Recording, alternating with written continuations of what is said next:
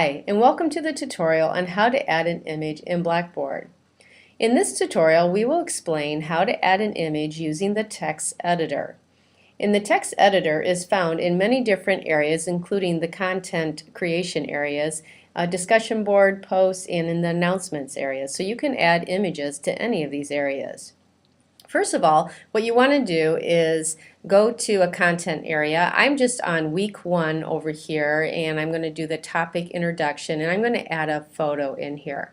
So what you want to do is go ahead, and this is down arrow is actually called the chevron. So click on the chevron, and you're going to go up to Edit and select Edit. This is where you will see the text editor box, which is right here. Click in an area where you want to add your photo. So you can see my mouse, I clicked right here and it's blinking. And you want to go to this icon right here, and this is the image icon. Go ahead and click on that, and it will bring you to this box right here. Now, most of you can put a URL in here. Most of you will have saved an image to your desktop, which I have done. Go ahead and select Browse My Computer and look for your image, and I have one right here. Once you go ahead and select that image, and then you're going to click Open.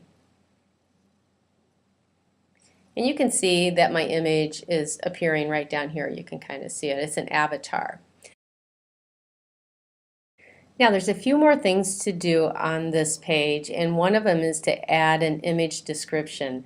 This is really important for ADA guidelines, American Disabilities Act, and it's for students who use screen readers. This is a way for the screen reader to give them a detailed information about the photo and give it some context also. So I'm going to go ahead and put in a very detailed description. I had written it up before, and then under the title you can just use a title. That would be fine. Before we say insert, what we want to do is go over to this appearance. And you're going to want to select an alignment. This is important if you want a word wrap around your image. The most popular settings would be left or right, but you can pick any of these. I'm going to go ahead and choose left. My photo is fairly big.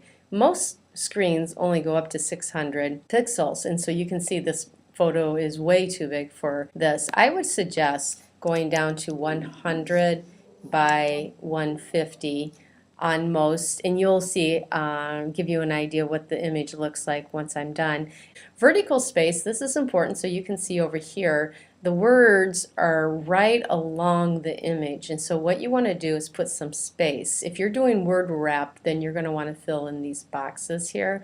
Vertical space, I'm going to go ahead and put in 12. You can always change this later, but that will just give you a little bit of space, and you can see over here it gives you an example of what it's going to look like. The border, if you want a border around your picture, you could put 1 or 2 would probably be a good size. The larger the number, the bigger the border is going to be. Under style, just make sure you just leave this alone.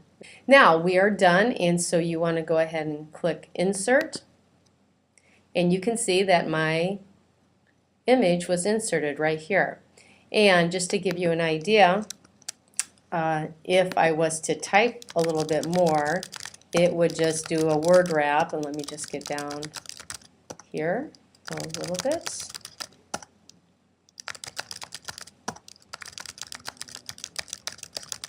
And you can see that would be the word wrap. Now, it looks to me like there's a little bit too much space on the vertical side here. So if I select this photo and I click the image icon again, it will bring me back so I can make some adjustments. And I'm going to go back to appearance, and that was the vertical spacing there. So I'm going to try to take it down just a little bit, so I have 8 and 12 now.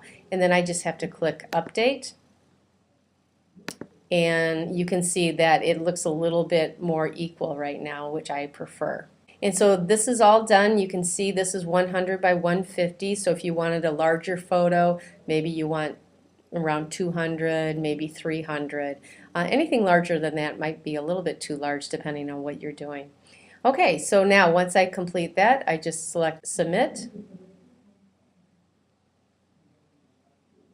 And you can see there's my image in my content area. And once again, you can do this in discussion boards and also your announcements.